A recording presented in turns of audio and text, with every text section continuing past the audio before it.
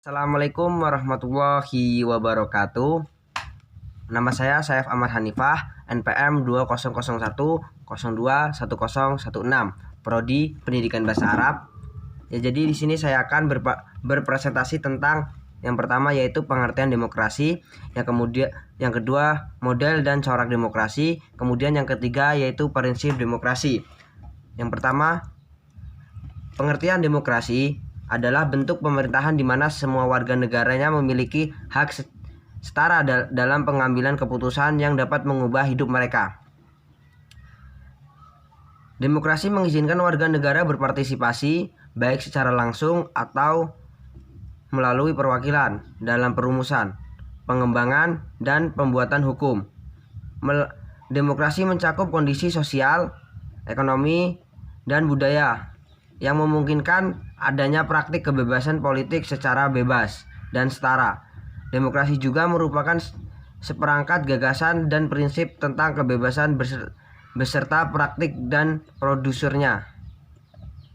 Demokrasi mengandung makna penghargaan terhadap harkat dan martabat manusia. Yang kedua yaitu model dan corak demokrasi.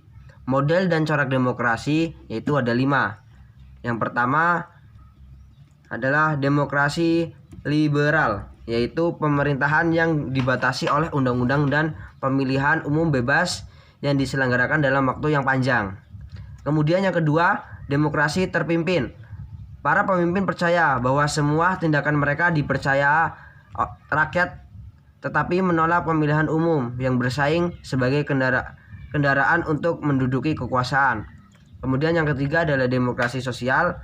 Demokrasi sosial adalah demokrasi yang menaruh kepedulian pada keadilan sosial dan egalitarianisme bagi persyaratan untuk memperoleh kepercayaan politik.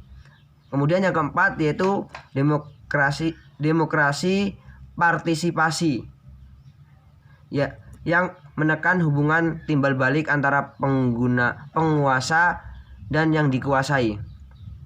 Kemudian yang kelima yaitu demokrasi konsosiasional yang menekankan proteksi khusus bagi kelompok-kelompok budaya yang menekankan kerjasama yang erat di antara elit yang mewakili bagian budaya masyarakat utama. Kemudian yang ketiga adalah prinsip demokrasi. Prinsip demokrasi yang pertama adalah hak asasi manusia setiap warga negara dilindungi. Kemudian yang kedua, semua pengambilan keputusan harus didasari pada musyawarah. Kemudian yang ketiga, pemilihan umum yang kompetitif dan adil. Yang keempat, apa yang menjadi cita-cita nasional dan tujuan negara Indonesia harus didukung dan dilaksanakan. Kemudian yang kelima, hadirnya partai politik atau organisasi sosial politik adalah untuk menampung berbagai aspirasi rakyat.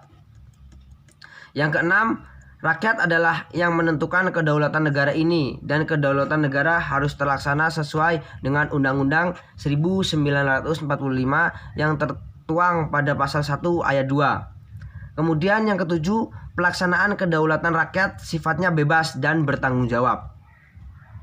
Kemudian yang kedelapan, dalam menjalankan sistem pemerintahan Indonesia, maka negara harus menjalankannya sesuai aturan hukum yang tertuang dalam Undang-Undang 1945, bukan hanya dilaksanakan sesuai dengan kekuasaan yang berlaku. Kemudian yang kesembilan, kekuasaan paling tinggi semuanya ada di tangan rakyat dan tidak boleh ada yang mengganggunya sekalipun itu pemerintahan tertinggi negara ini. Kemudian yang terakhir yaitu negara menggunakan sistem konstitusi dalam menjalankan pemerintahannya dan tidak boleh ada absolutisme. Absolutisme adalah prinsip atau pelaksanaan kekuasaan penuh dan tidak terbatas dalam pemerintahan. Mungkin hanya itu yang bisa saya sampaikan. Kurang dan lebihnya saya mohon maaf. Akhirul kalam. Wassalamualaikum warahmatullahi wabarakatuh.